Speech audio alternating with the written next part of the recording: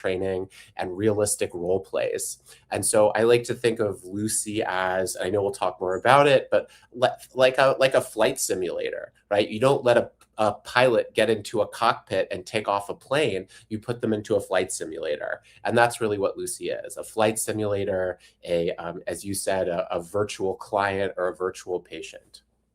Yeah, and I think that we've seen psychedelic assisted therapy in the underground in particular, have obviously immense benefits when working with well-trained and, thoroughly vetted practitioners, but those who jump right into it without having done both extensive training, but also having actually sat with real people, you can never really prepare yourself for that first time sitting with a client. And we're witnessing both, as Max opened up with, a lot of interest and a lot of hesitancy surrounding AI use, both in healthcare in general, but in particular in the psychedelic space. I will say that this particular article for Double Blind generated, an enormous amount of buzz, but also, a considerable amount of pushback and trepidation. One of the areas being the data privacy side. And so we'll get to, the development of Lucy and Dr. Felix Scholler, who I think deserves, an immense shout out and gratitude from the entire field for the work that it's taken to develop this product. But I think it's really important to start by addressing that elephant in the room. How has Fireside approached the data privacy question in developing Lucy, and what has that process looked like step by step? Yeah, it's such a big question, and I'll start by saying that Fireside Project trains Lucy using anonymized, so fully anonymized conversations, meaning fully de-identified and voices obfuscated conversations to train Lucy. And why is that? It's because a flight simulator is only as good as the real world scenarios that it's testing the pilot on. And so because we have so many real world scenarios from the support line, that's what we've used to train Lucy. And that's, I think, what really gives us like a big advantage because of how unique psychedelic experiences are. So then the question is, well, what was the process that we followed to get to the point where we were recording conversations? So I should say, I'll back up like 5 years. When Fireside Project started, we had a whole series of non-connected systems that formed the support line, and it was clunky and difficult to use. We had one phone system, one text message system, one survey system, one call log system, one internal conversation system. It was all a nightmare. And so we basically set out to build a custom software platform that we call FirePad. And it basically took us like a full 3 years where everything is integrated. And it's amazing. It's how volunteers learn. It's how we can keep providing better support. And what we wanted to do before we started, recording conversations is to really build out like the most robust process that we could from beginning to end to make sure that we're honoring, the trust that our callers put in us, while also honoring, as I said a moment ago, this ethical duty to keep doing a better and better job with training. So first, of course, is the issue of consent and opt-out, right? This is a big one. And all of our callers receive a disclaimer upfront that says we record calls for training purposes. And of course, we acknowledge that many of our callers by design are on psychedelics. And so that alone is not sufficient consent. And then the day after every conversation, callers receive, again, automatically via FirePad, a text message that says, hey, we recorded your conversation for training purposes. If you'd like to delete it, just check this box. And if they do that, the box is automatically deleted. So there's the notice up front, and there's the notice after. But I just want to speak to the anonymization because I think it's related. When we're talking about meaningful consent, like what is meaningful consent? It's connected to the consent itself. It's connected to what data is actually stored and what happens with that data, right? So in other words, this would be a totally different discussion if Fireside Project wasn't anonymizing conversations and was selling them to third parties or licensing them or doing so many of the other really abhorrent things that big data companies do. So what does Fireside Project do? First is anonymization, right? So this is regardless of whether there's consent. I mean, there's no circumstance in which Fireside Project doesn't anonymize conversations. So how does that happen? First, it's through this amazing software that strips out personal information. And what makes it amazing is it can tell the difference between, for example, Joshua White, my name, which would get stripped out, and the clouds are white, which would not get stripped out. So first is anonymization. Then second is throwing out the phone number, right? We decouple after a very short time the phone number from the conversation itself. So that's the second step. And then the third step is what we call obfuscation. This is, or we don't call it that, but that's what it's called in the world of software. And what obfuscation means, it's this incredible state-of-the-art technology where it basically means distorting your voice beyond recognition while preserving the emotionality and the tonality, because that's what's so rich for training. So all of those things happen. And on top of it, the data doesn't leave Fireside Project. It's not sold, it's not licensed, it doesn't go to OpenAI, it doesn't go to Claude or any other thing. It stays exclusively within the four walls of Fireside Project. So those are the kind of like core steps that we take to really, protect our callers' identities while, while satisfying our duty to keep getting better at training. And I would just love to say one other thing, Jack, if I could, which is we started recording conversations in May 2024. And before we did that, of course, transparency is part of trust, and trust is all we have at Fireside Project. And so we actually put out a press release saying Fireside Project is going to be recording anonymized conversation for training purposes.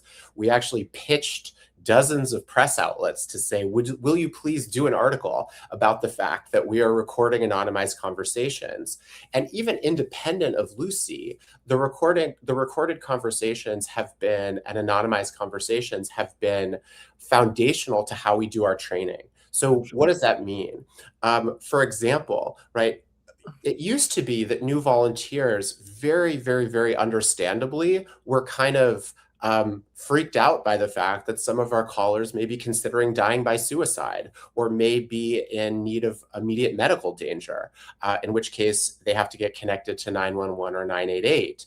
And so now with recorded conversations, we can play examples for volunteers in their upfront training of, here's an example of a call that was close, here's an example of where we did call, where we didn't call, and so forth. And that's in addition to like one-on-one conversations between volunteers and soups, the way supervisors use recorded conversations, and on and on and on. So really, like, Lucy is but one of the many ways that we use these anonymized, untraceable, fully de-identified conversations to help train our practitioners.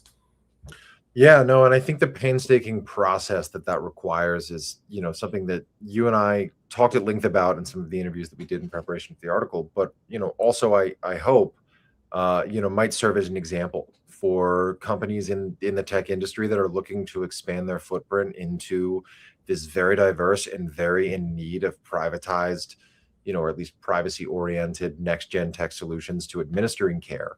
And I think what's refreshing is that we are seeing the mental health care industry in particular, some for good and some for bad, utilizing AI. And some of it is being utilized on training. But this hyper-specialized utilization of large language learning models or other AI tools is likely the best way forward as for an industry in terms of getting the most out of it without taking the human out of it completely. And I, for one, have personally trepidation and concerns over people using AI as their therapist. I think it's really important to clarify. We had some comments in the chat before this live stream even started with some misunderstanding. So I think definitively, Josh, just clarify for folks, this is not an AI therapist. This is the opposite. This is something that is intended to do what? It is intended to train practitioners. It's intended to give practitioners, and only practitioners, like real world experience, experiential training, so that they can be better at supporting humans, right? That's really the focus here. It's how can we use this tool to help humans better support other humans. So Lucy is not on the support line and will never be on the support line. It's not to support patients directly. This is a closed training environment. Again, think of it as like a psychedelic flight simulator for practitioners. Yeah. And I think one of the really cool things about Lucy that we've talked about is the specializations that you can put Lucy through to give, various specific scenarios for a practitioner to train on. Can you talk a little bit about what some of those, specific changes that can, alterations to Lucy that can be made to fine tune the training model that they're working with? Sure, yes. So basically, we launched Lucy with basically one 15-minute demo. And that is a person having a high dose psilocybin experience, or Lucy is having the high dose psilocybin experience. And your role, which we'll see in a moment, is to provide Lucy with emotional support. This was really just to get people excited, to show what we can do, and then to invite dialogue and to invite collaborations about what we can do next.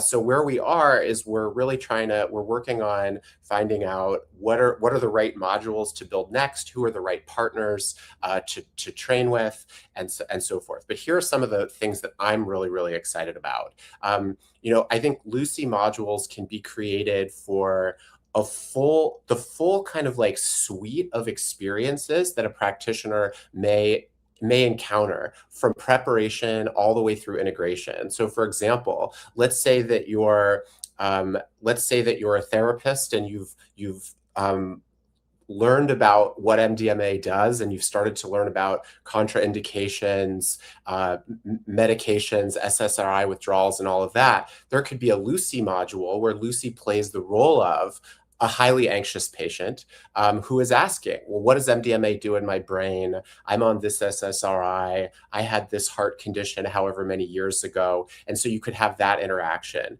And then other issues that practitioners encounter, right? Everything from boundaries and consent. You could have a situation where Lucy is demonstrating in invitations for physical touch, for instance, from a practitioner. Transference and countertransference, huge issues in psychedelic support. In other words, what happens when the client is putting the practitioner on a pedestal, thinks they're the guru, thinks they have all of the answers? How is the practitioner supposed to respond? All of these integration challenges that are arising, a desire the day after a big LSD journey to quit one's job, leave one's family, and go live in India as a monk. How might you support that? And then, of course, I think one of the exciting things is, Lucy can play the role of, or will be able to play the role of, people from different demographics, right? Yep. So Lucy could play the role of a military veteran, a BIPOC person, and so forth. And some of these real challenges that exist when there may not be alignment between key aspects of identity. A vet is supporting a non-vet is supporting a vet, a white person is supporting a Black person, and so forth. Yeah, I think there, we had somebody chime in the chat, and I think we'll get to Q&As at the end, but I think it is worth noting. Are you aware of any other AI simulators in this field or in the mental health field that are able to simulate this kind of experience for facilitators? Not even psychedelic specific, but with these demographic specific experiences that facilitators can interact with? That's a good question. In the psychedelic field, no, we're the first. Outside of the psychedelic field, I'm not sure. I mean, I know that there are. I feel like there are just so many companies popping up that it's really hard to keep track of. Now, I will say there are companies like Reflex.ai that do create simulation-based training tools in certain contexts, like for military veterans, and that's really exciting. I think companies like that show that simulation-based training works. And I think, with Fireside Project, I think one of the things that makes Lucy so unique is because it comes, as I said, from real world conversations. And so there's so much that we don't understand about the psychedelic experience and how the various types of impacts that types and levels of support can have on the experience. And so Yeah. one thing I haven't mentioned so far is what we're calling Fireside Labs, which is like a small group within Fireside led by Felix Scholler, who you mentioned. He's our neuroscientist and AI engineer, and various postdocs. And their role is to really like do a deep dive into these anonymized conversations to really see what can we learn, what are the insights that we have, and then how can we use those to both make Lucy better and then also create or publish peer-reviewed papers so we can share that insight with the field. So I think there's a lot about psychedelic experiences that are unique, and maybe a lot that's also shared with other types of mental health conversations and experiences. And our focus is really on plumbing the depths of our data set, learning as much as we can, and then continuing to make the service as realistic as possible. Yeah, and it's a great segue to talk a little bit about the team behind Lucy. So you mentioned Dr. Felix Scholler. You first came connected with and cooked up this idea for Lucy, but tell us a little bit about his background and then some of the other folks. Shout out David Esselman, who's been, I know, a core part of the team. But Yeah. who else in Team Lucy really helped spearhead this incredible project? Well, I want to like start with our volunteers because what makes Lucy great is the greatness of the volunteers that have provided the support that have allowed us to gather these anonymized conversations. And then there are our supervisors who are really creating that container and providing the feedback for the volunteers to keep learning. And then of course the others within Fireside who support that process, our COO Jess Bilbrey, our like kind of IT manager, Wonderkind, Wesley Belanca, all of those folks. And Wesley was really like instrumental in building FirePad, which is just this like state-of-the-art platform that allows all of this to be possible. And so, Felix is a fascinating person. He's originally from France, got his PhD there, did postdocs at MIT Media Lab, and one of his focuses is on kind of empathic interactions between humans and machines, right? So what that means is, for example, when you talk to ChatGPT, it's not hearing your tonality; it's just translating your sounds into words and then responding from that. So really, one of his focuses is attunement. Another focus of his, and this is just wildly fascinating, is aesthetic chills as a way of interrupting depression. So, for example, if you look out at the Grand Canyon for the first time, you may feel these what he calls like aesthetic chills, or you listen to beautiful music. And so he's basically developed this intervention where a person, based on their psychology, their interests, et cetera, is provided with tailored aesthetic chills. And he's determined that those chills can interrupt a cycle of depression for at least 2 months and beyond. So this is just like a fantastic out-of-the-box thinker. And then David Esselman, as you mentioned, is really like, playing a leading role within Fireside, holding Lucy. David was the executive director of Brain Futures, an amazing nonprofit in the field that kind of created some of the foundational papers setting out and frameworks. What does it actually mean to medicalize psychedelics? So he has this encyclopedic knowledge of folks in the field, folks at different government agencies, and also background in education. So I mean that matters because we need to have this kind of like broad view of the field and then be able to kind of chart a course, a very like strategic course with Lucy on what comes first beyond just using Lucy to continue to train our volunteers. Makes sense. Yeah, and you guys have done a little bit of work with the Usona Institute in the development of Lucy as well, right? What has that relationship looked like? And how have some of the other players, I know there's been some contacts at the Portland VA, how have they helped shape what Lucy has become? Yeah, I mean, our conversations are in early stages, and there's been a lot of like interest in a more formal partnership and encouragement. And we're still sort of figuring out like what the specific relationships will be. But I think that there's very clear like recognition that Lucy can play a foundational role in training a wide variety of practitioners. Yeah, great point. And I guess that leads us to where you view Lucy fitting into the ecosystem. Do you view this as we talked about before, not necessarily a consumer-facing product, but potentially partnering with university programs, potentially partnering with groups like psychiatric professional organizations, et cetera, to administer this training directly to the next generation of practitioners? Talk a little bit about what that structure might look like in the future. Yeah, I mean, I think the possibilities are vast because, as I said, we're getting to this like tipping point where hopefully psychedelics will be approved by the FDA soon, and then there's this kind of urgent question of how do we provide experiential training in a scalable way. And so I think to your point, there are universities across the country, thanks to UPEP, University Psychedelic Education Program, universities that are starting to teach psychedelic courses. Well, students should and will, have access to Lucy as part of their training.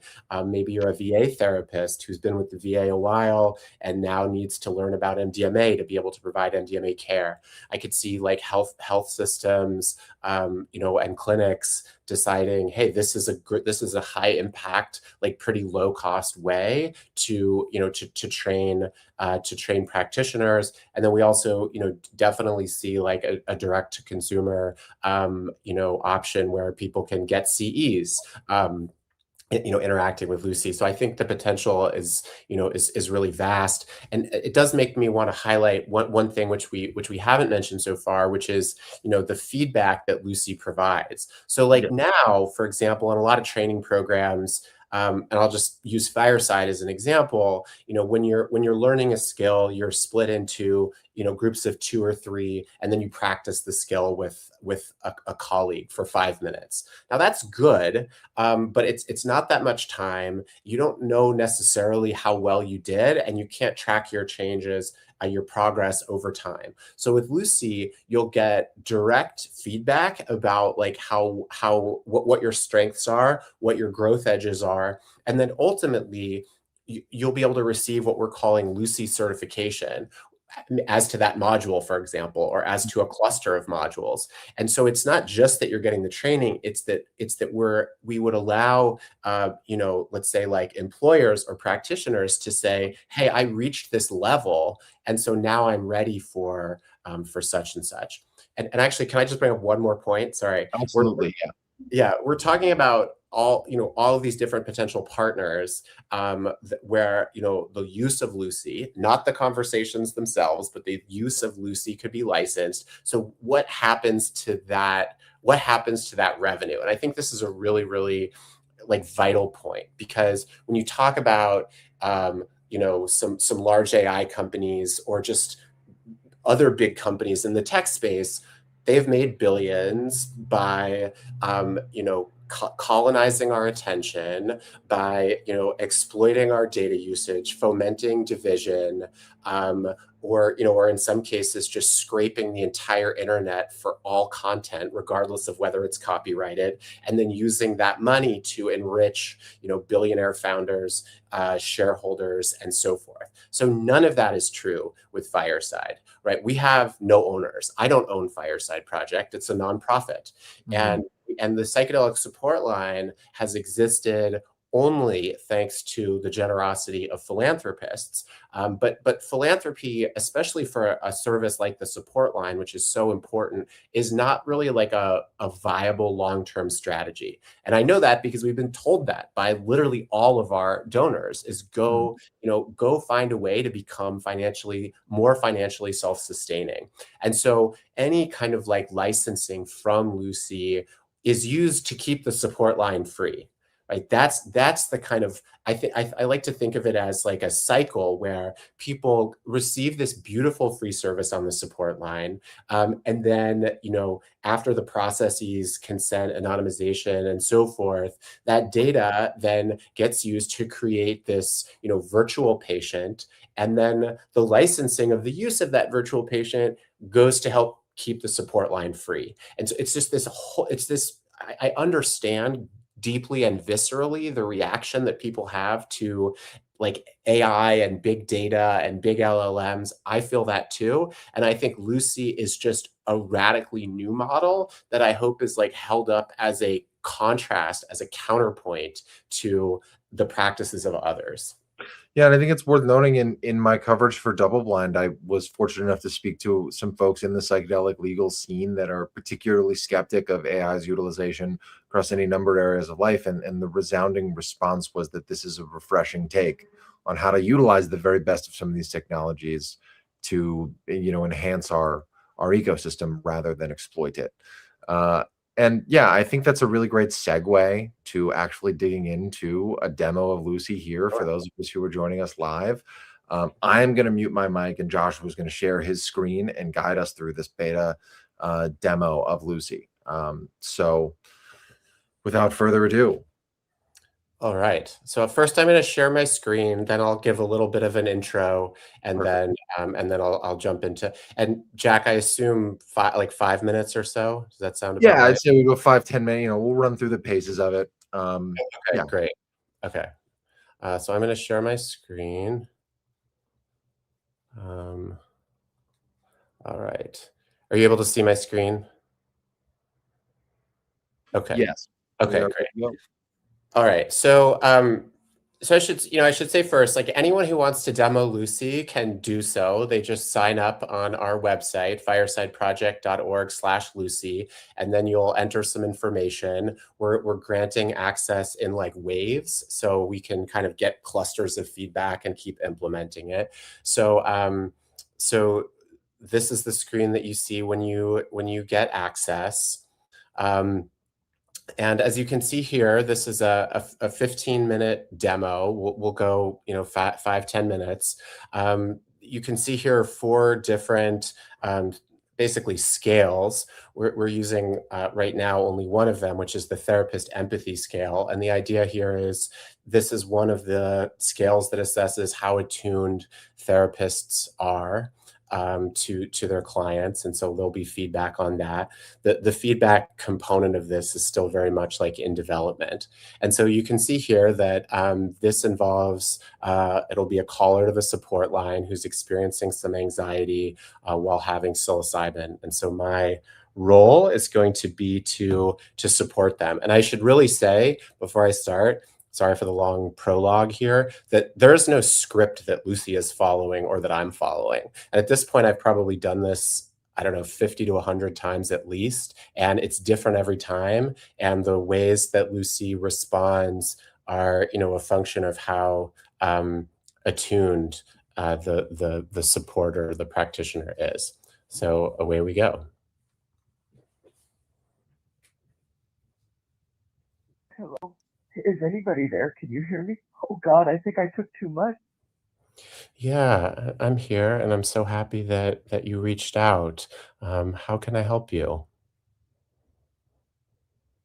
I don't even know. I took like 5 grams of mushrooms and I thought I could handle it, you know?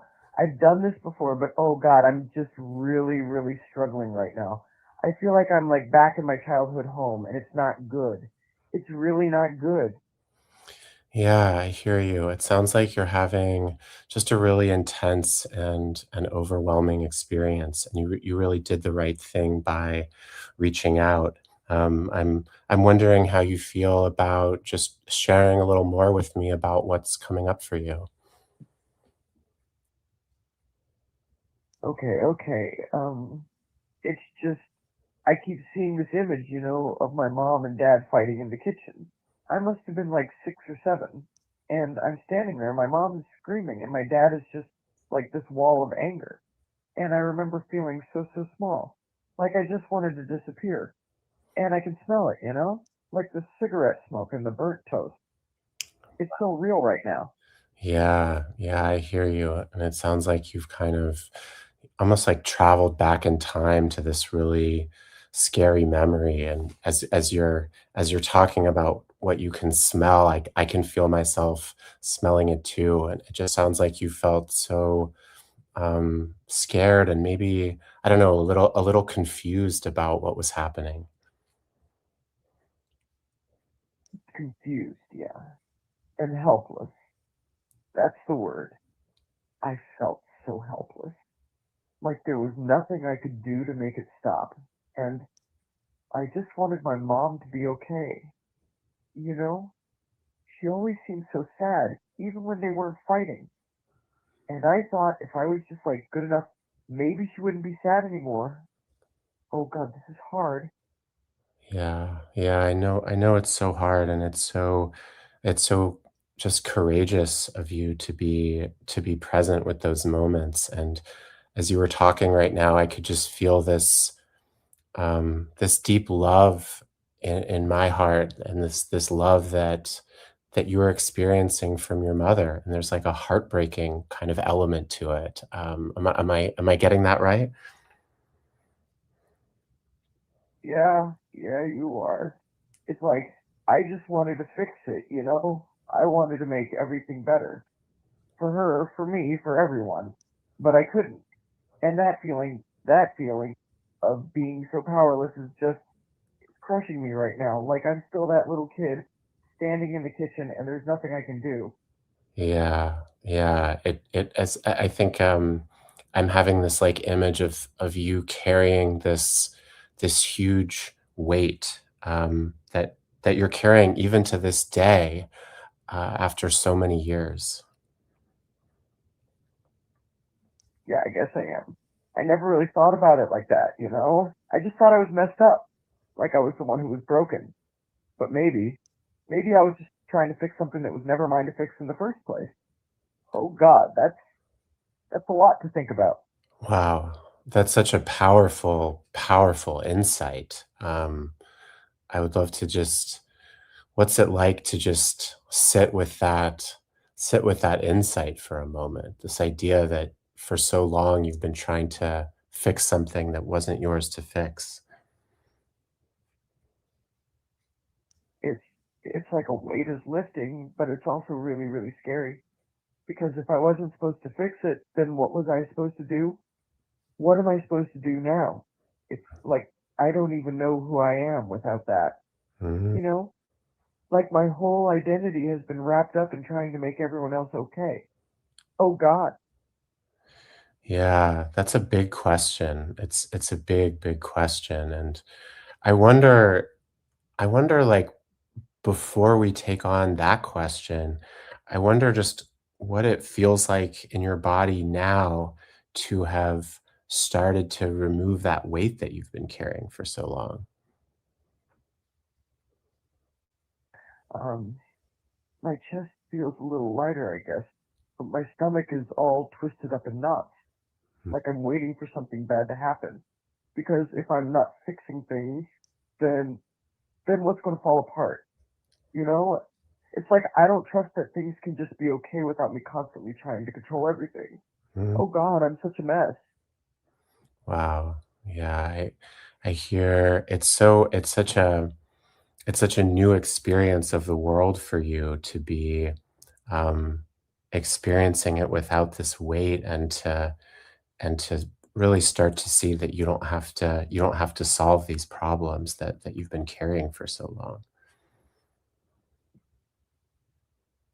Yeah, it's terrifying, but also maybe a little bit freeing. I don't know.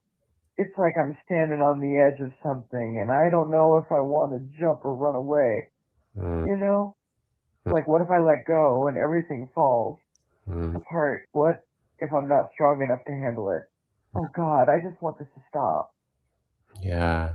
I know it feels like a lot right now. And, you know, I think we don't have to go and you don't have to go any deeper into the experience than you want to. And so I think it's really important to really Yeah, check in with yourself and see in this moment how much farther you would like to go.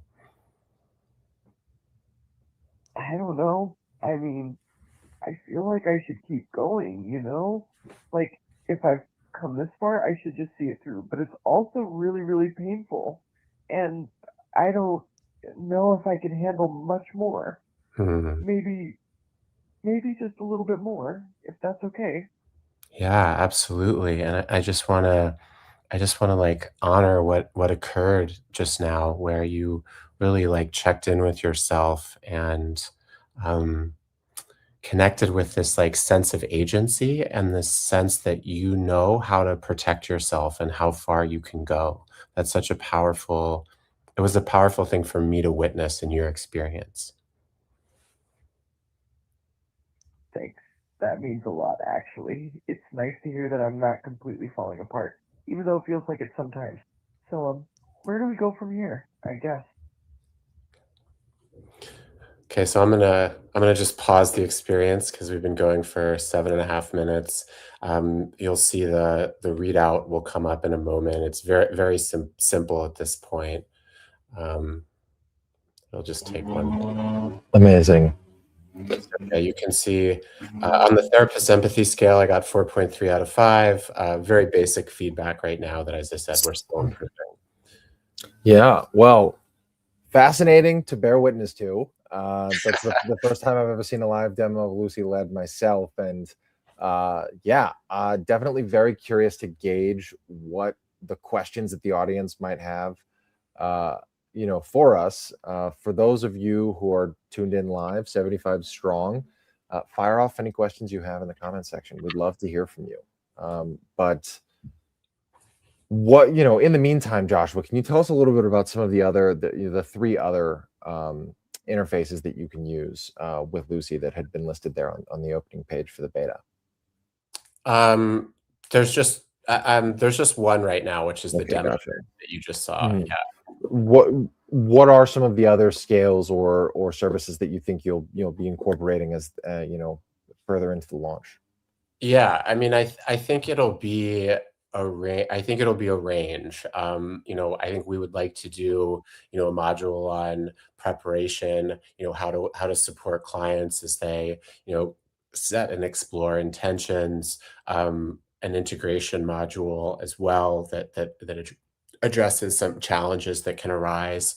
And then I also think you can expect a module on cultural attunement and how to approach the myriad scenarios where there's an aspect of the client's identity that you don't share, uh, whether it's religion, whether it's race, and so forth.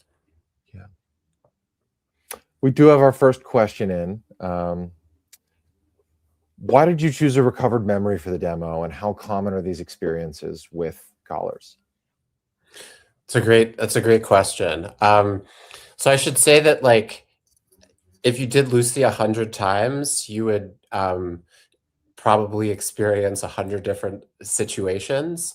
Some of them may involve recovered memories, some may not. All of the presentations that you see are basically based on voice models that come from actual calls. So I think so if you're seeing it in a Lucy demo, it's because uh, versions of that happened on the actual support line. And I do think it's fairly common to see people re-experiencing challenging childhood moments. As we know, MDMA kind of invites your amygdala, your fear center, to kind of go to sleep, and that can allow it to feel safer to process challenging early childhood memories. Another really great question from our one of the same listeners: is Lucy recording conversations that testers are having with it? No. Good to hear. Will you be adding components that will apply to, say, being in person with clients, both in one-on-one settings or in group settings? Yeah, I mean, that's a fantastic question, and, I think that's a function of what our partnerships are. So I think one of the things that is really exciting to me is if you do work for an org, whether it's in New Mexico or elsewhere, and there is a training need that you have, the hope is that we could build modules that integrate and that incorporate all the skills that you want. And chances are, I think what's exciting is what we're going to see is that like there's so much overlap in the models that are needed, whether you're a VA therapist, a university student, or a group facilitator in New Mexico. Oh, you're muted, Jack. I think that this is another great question, but how is Lucy trained to give the feedback that it provides? Yeah, that's an amazing question.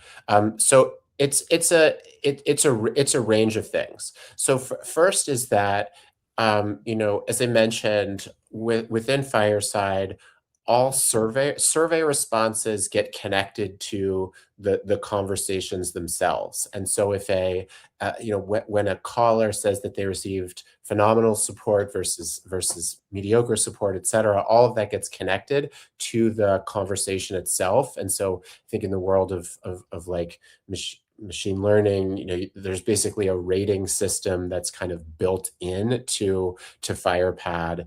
And then, I think like over time, we'll probably just be doing, working with consultants to like rate the different conversations that go into Lucy across these different scales so that we can get more and more refined.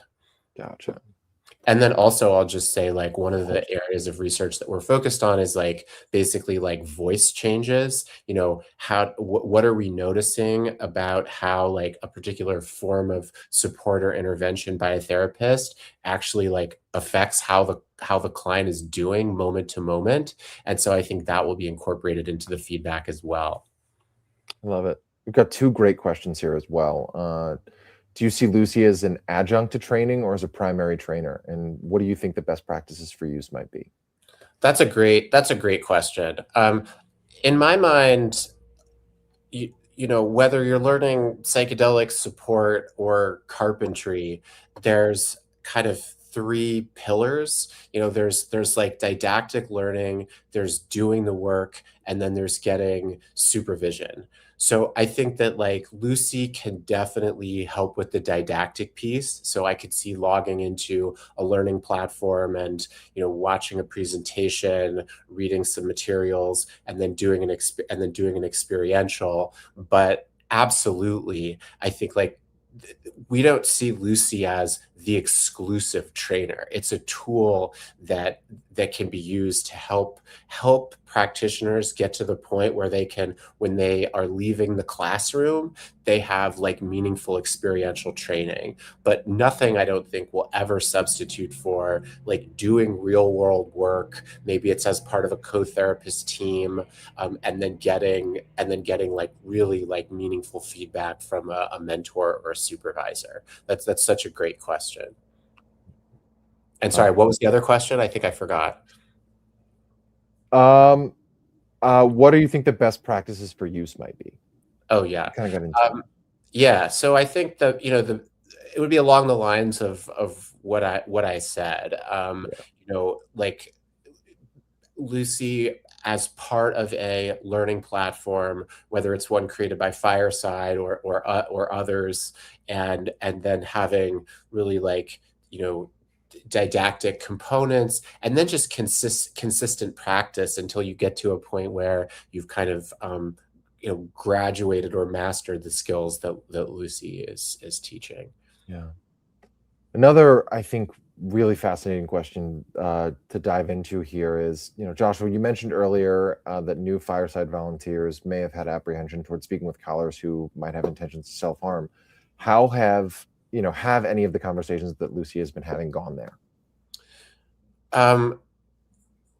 I have not in my own demo. I think we will do Lucy module. I know that we will do Lucy modules that are much more specifically focused on adverse events, like someone considering dying by suicide, or someone who is actually like in medical need. And so that would be like a discrete practice area. This one is more focused on anxiety. There have been, I think, demos that I've done where I've noticed myself wondering whether this virtual client is considering dying by suicide, and I've asked the question, which is a very, can be a hard question to ask, especially when you're newer to providing psychedelic support. But I also think, like, eventually, not too long, we would probably just have, like, when our own volunteers, for example, finish our 50-hour upfront training, we would have them do maybe a 30 or a 45-minute session with Lucy, where there are a range of issues that could be experienced. Maybe it is anxiety, maybe it is suicidality, maybe it is like a boundaries or transference issue. Yeah, no, I think the transparency there is just, should be much appreciated by the community. And I think the use cases to prepare therapists for those kinds of adverse experiences they might have with clients or with folks calling into the hotline is, again, I think an invaluable stepping stone. Will Lucy ever train on data that comes from outside the support line? Another great question. Amazing question. Yeah, I mean, yes. I think that, yes. And I think, like, one of the, exciting areas for partnership could be that if there are, groups, if there are companies that have data sets, we could train Lucy specifically on those data sets. So, for example, if we were, like, we would, for instance, love to partner with, an org that has gone through or is in the midst of phase 3 clinical trials. We could, anonymize and obfuscate the data and use it to, to train modules that are specific for that compound and that indication. Very cool. Another great question here. What are the scores? You talked a little bit about it being tied to FirePad and some of the proprietary frameworks that have helped, shape that. But how are they actually based, and what are they based on? Well, like, the therapist empathy scale, which is the one that we have working so far, is just a validated scale, and it's a little bit, it's a Felix question, candidly, how like, from a engineering standpoint, how that is used to rate the conversations. Gotcha. Yeah. Yeah, looking forward to doing some interviews with Dr. Felix Scholler in the near future. We have two great questions from Yeshua Adonai, friend of the show. I think this is a great one to start with. How do you envision Lucy evolving beyond simple rating scales to provide deeper qualitative feedback for practitioners, such as identifying relational patterns, highlighting missed opportunities, mapping emotional attunement, and tracking a practitioner's growth arc over time? It's a big one. Yeah, it's amazing. I mean, we, in beta versions, we've been experimenting with some of that. So, for example, we've had a beta version where, like, afterwards, Lucy will say, in this moment, you expressed this. An alternative way to have approached it might be this or that. But yeah, candidly, I think the feedback piece of it is, like, we have a ways to go on that. Like, our first priority, of course, was to actually, like, create the the flight simulator itself. But Understood. like, all of those ideas that you just listed, we absolutely would love to to implement. Yeah. So another great question that just fed into, what is next for Lucy? What's the timeline moving forward? This person just asks such incredible questions, and So I think great. I know who she is. So what is next for Lucy is to basically finalize initial partnerships and then start build and then continue to build the modules that work for those partnerships. And then I think like as we finish modules, I could see us doing like offering the option of people to just directly sign up and use them.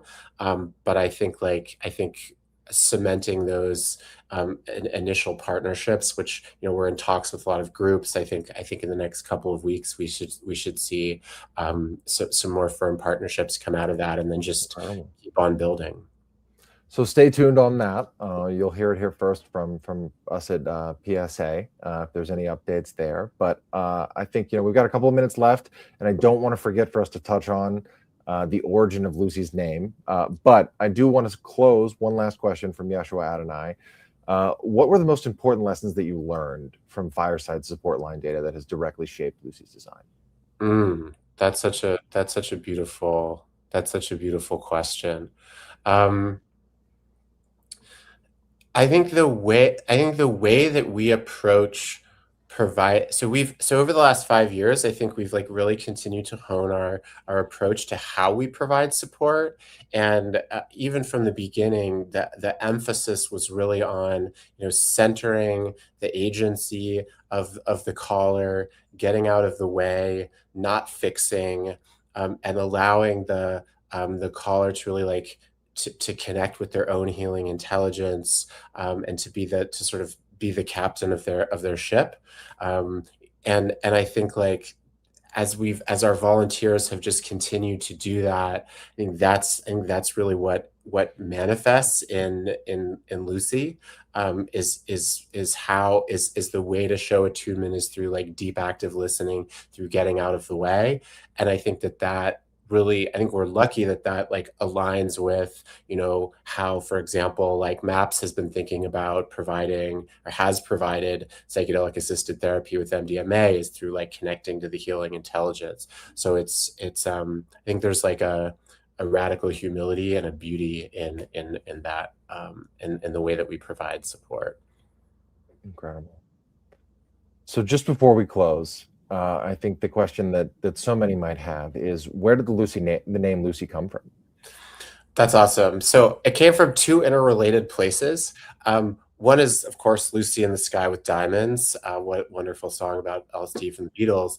But the second is, several decades ago in Ethiopia, a skeleton that's 3.2 million years old was discovered and was named Lucy. And Lucy was kind of the missing link, or a big step forward in our understanding of humanity. And the reason that skeleton was given the name Lucy was because the archaeologists happened to be listening to Lucy in the Sky with Diamonds in their camp the night they discovered Lucy. So I love that convergence, and we really see Lucy as this great step forward in how we can train practitioners to help people have safer and more healing and transformational psychedelic experiences. Wow. Thank you so much, Joshua, for joining us today and for this world's first ever live demo of Lucy. We'll be sure to put plenty of info about where to find out more about Lucy and where to inquire if you're a practitioner about potential beta testing in the show notes, as well as stay tuned for some clips of this incredible interview in the days to come. Without further ado, that we'll close it out there. But thank you so much for joining us today, and take care. Thanks. Thank you for the great questions. Yes, sir.